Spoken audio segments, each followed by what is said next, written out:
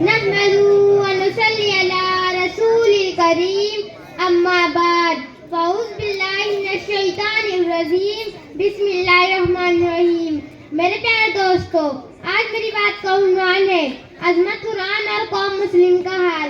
کیا شان ہے رب کی قلم کی. قرآن جو کہ نبی کو نہ دیا گیا، صرف ہمارے آقا پر نازل ہوا. قرآن جس میں اللہ نے عرشے کا بیان کھلے طور پر لا کر رکھ دیا ہے. قرآن جس کی آیت اگر پہاڑوں پر نازل کی جاتی تو بھی ریزہ ریزہ ہو جاتا. قرآن جس کو میرے نبی اپنی زبان سے پڑھ کر دشمنوں کے دلوں کو موم کر دیے. قرآن جس کی آیتوں کو دل سے سنو تو آنکھ سے آنسو آ جاتے. قرآن جس کو سنوا کر قرآن کے ساتھ پڑھو تو ایمان تازہ ہو جاتا ہے. قرآن ایک کتاب ہے جو کہ کبھی پرانی نہیں ہو سکتی. جب پڑھو تو تب نیا مزہ آتا ہے. قرآن جس میں زندگی گزارنے کے طریقے کے ساتھ انسانیت کو بچانے کا طریقہ بھی ہے. قرآن جس کو دیکھنا بھی عبادت. قرآن جس کو پڑھنا بھی عبادت. قرآن جس کے ہر ایک لفظ پر 10 نیکی ملتی ہے. قرآن جو کل فروز قیامت پڑھنے والے کی بخشش کرا دے. قرآن جو یاد کرنے والے کے ماں باپ کو جنتی بنا دیا. قرآن جس نے سورہ فاتحہ کے ذریعے بندوں کو راستہ بتا دیا.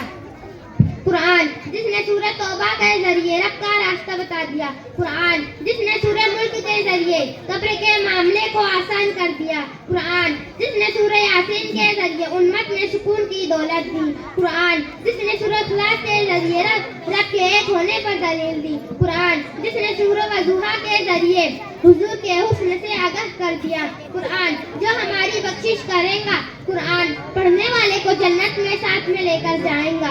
یہ ہم نے قرآن کی عظمت کو سنا. اب دیکھیں کہ حقیقت میں اس امت کا رابطہ قرآن سے کتنا ہے. امت نے قرآن کو کتنا قریب اور کتنا دور رکھا ہے. سال میں ایک بار ماہ رمضان میں پڑھ کر پورا سال ہمارا قرآن طاق میں رہتا ہے. گھر سے نکل جانے والی چیزوں میں آج تک قرآن پہلے نمبر پر ہے. مسجد میں اس لیے قرآن لا کر رکھ دیتے ہیں کہ بے ادبی ہو رہی ہے، پڑھنے والا کوئی نہیں. شادیوں میں لڑکیوں کو قرآن دے کر بیداگیری کرنا ایک رسم بن گئی. مکہ سے آئے مسلح دے تو جاتے ہیں مگر اس پر نماز نہیں ہوتی. قرآن سخت گھر بھراؤنی کے وقت قرآن کہانی کے شکل میں پڑھی جانے والی کتاب بن کر رہ گئی. مسجد میں اس لیے ثواب کے نام پر پڑھی جانے والی کتاب بن کر رہ گئی. تمہیں یہاں تک بڑھ گئے کہ ہلدی کے نام پر پہلے قرآن خوانی یا فاتحہ ہوتی ہے، پھر ڈھول بجائے جاتے ہیں. سینکڑوں لوگ ایسے ہیں جن کو 4 سوریں بھی نہیں یاد ہے جو نماز میں پڑھی جاتی ہے.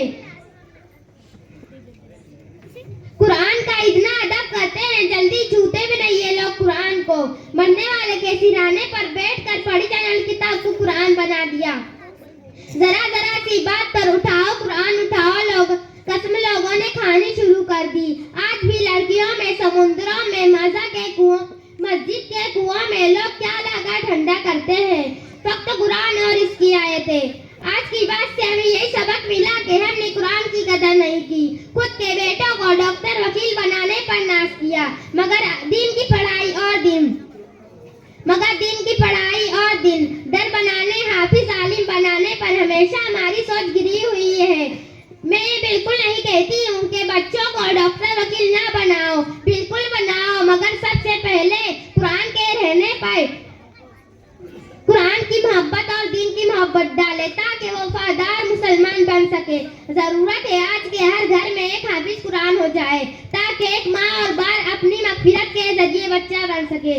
گزارش ہے میری آپ سے کہ بچوں کو اتنا قابل بنائے کہ آپ کی اولاد آپ کے مرنے کے بعد مولوی کو پیچھے کر کے خود نماز جنازہ پڑھائے. اللہ تعالیٰ ہمارے دلوں میں قرآن کی محبت عطا فرما اور ہمارے اولادوں کو ہماری مغفرت کے ذریعہ بنا. السلام علیکم ورحمۃ اللہ وبرکاتہ.